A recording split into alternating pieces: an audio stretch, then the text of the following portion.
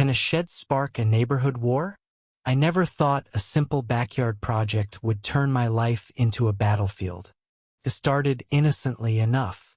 I'm Lena, a 29-year-old graphic designer, and last spring, I built a shed in my backyard. It was my sanctuary, a quiet space to sketch, sip coffee, and escape the chaos of deadlines.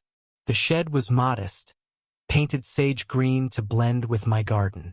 I checked local codes, or so I thought, and assumed I was in the clear. Enter Karen, my next-door neighbor. Karen wasn't just nosy. She was the self-appointed sheriff of our cul-de-sac. She'd peer over my fence, clipboard in hand, noting every violation in her pristine world. One day, she knocked on my door, waving a fine from the city. "Your shed's too close to the property line," she sneered, her voice dripping with triumph. I reported it. Pay up or tear it down. The fine was $1,200, and I had 30 days to comply. I was livid. I'd measured the distance myself, barely an inch off. This wasn't about rules, it was personal. I spent nights poring over city regulations, my anger growing.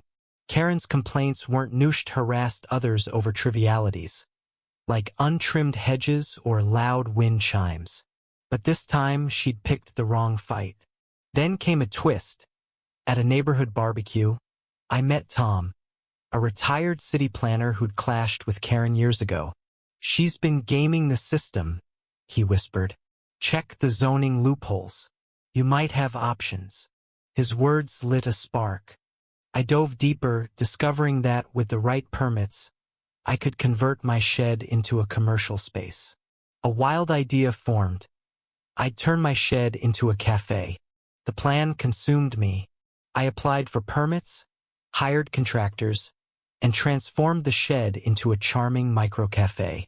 I named it Shed Café, a cheeky nod to Karen's vendetta. The interior was cozy string lights, reclaimed wood tables, and a coffee bar serving local roasts. I navigated every regulation, ensuring compliance down to the last bolt. Karen watched, her scowl deepening as delivery trucks rolled in. She filed more complaints, but my permits held firm. Neighbors started buzzing with excitement, drawn to the underdog story. Opening day was electric. The cafe was packed, with locals snapping photos and raving about the vibe. Karen stormed in, demanding to speak to the manager. I stepped forward, smiling. "That's me. Care for a latte?" Her face reddened as she sputtered about neighborhood standards. Then came the bombshell. A health inspector, tipped off by Karen, arrived. My heart sank. Had I missed something? The inspector combed through everything: plumbing, wiring, sanitation. After an agonizing hour, she nodded. "You're spotless. Best small business setup I've seen."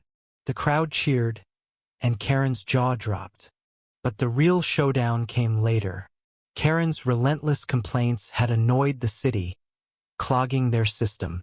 At a council meeting, I presented my case, backed by neighbors who'd grown tired of her tyranny. Tom, the retired planner, testified about her history of frivolous reports. The council issued a warning.